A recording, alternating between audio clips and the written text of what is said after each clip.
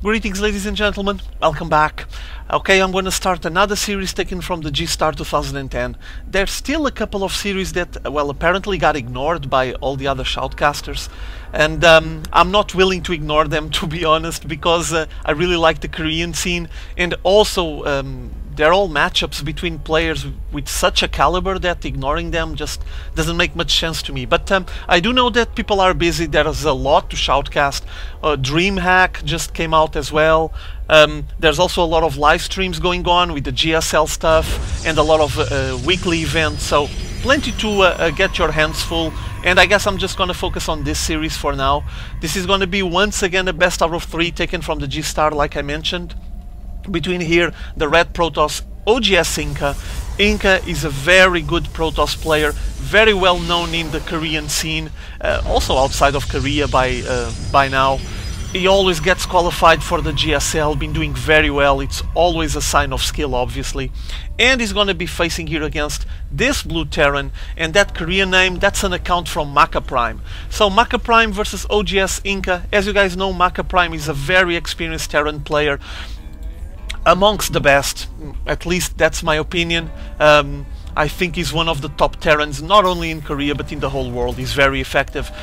He's also renowned by creating that approach, that MakaRax approach that people sometimes mention now.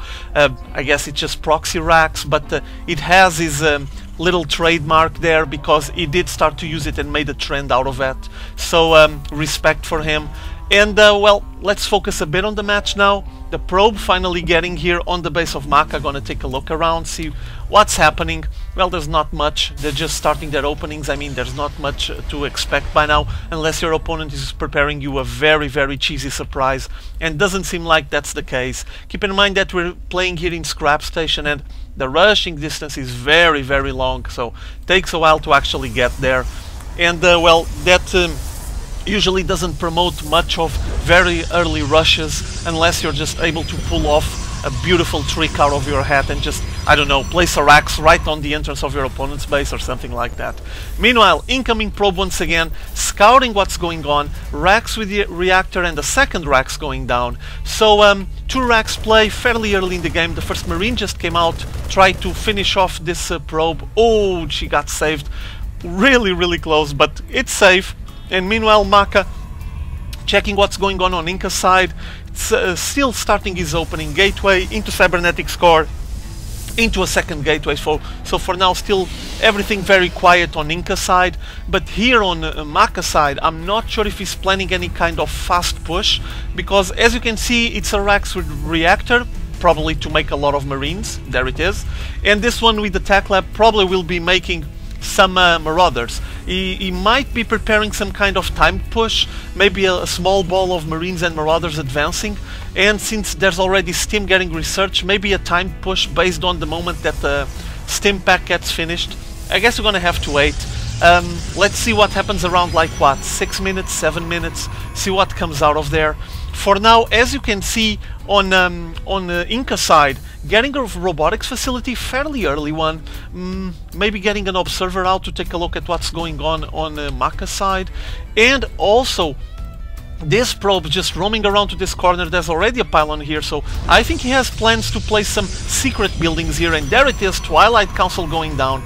So maybe some Stalker play with Blink Stalkers would be effective, and he might be preparing that. On this map is fairly effective, by the way. You can abuse especially these ledges here, so you can assault the Natural Expo without getting noticed, or at least only getting noticed on the last second, and just make a ton of damage. It's quite useful also to abuse this ledge here. So might be his plan. I guess we're gonna see it pretty soon. Curious option here by Inca. He's not going for an observer, instead he's getting the first Immortal out.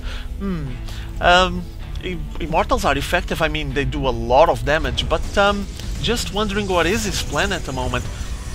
No observer, he's not very worried about scouting for now, and meanwhile Maka getting his small Marine Marauder ball. Steam almost finished, so we might be seeing him pushing ahead pretty soon.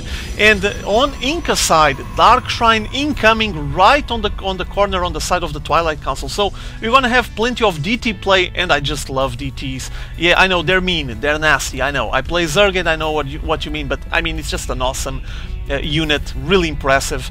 And apparently in comes MakaPrime is going to advance, single Marauder stem just to advance ahead of the other ones. Guess it's going to be some kind of guinea pig. And moving on to oGsInCa's base, while he gets a Warp Prism, so we're going to have some drops. This is going to be cool. I love Warp Prism drops, something that you don't see that often being done by Protoss players, and I think it should get more use. It's very effective. If properly placed on the right spot of your opponent's base, just makes tons of damage. And incoming the Marauder, trying to flank. Oh, he just passed on the side. I don't think that Maka was aware of that. He didn't pay attention. Oh, I know I didn't pay attention. He's preparing a DT drop here. Incoming, Warp Prism, getting ready to drop. Oh, it's getting shot down. DT's landed, but got instantly spotted. Didn't even work. Nice scan there. And yeah, just didn't work. A failed drop there. Just very, very disappointing. Even went here and this supply depot obviously spotted the movement. Maybe an attempt here on the back would be more effective. Let's see if he had any visibility there. He might not have visibility there. Might be a nicer approach. And he just lost a DT, unfortunately. Meanwhile, 2-gate play, 3-gate play now.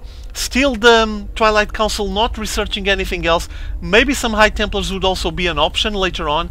Engineering Bay for some upgrades, getting the shield for his Marines. And there's the Expo getting prepared. The Orbital Command is already prepared there. Oh, that DT almost passed through that Marine Marauder ball, but no, didn't work. And like I was just mentioning, the Orbital Command is ready, so he might be preparing his the pickup of his Natural Expo soon enough, and taking care of the DTs. As you can see, this missile turret close to the mineral line, kind of like in the middle of the base, will be able to spot any DTs roaming around. So effective defensive play here by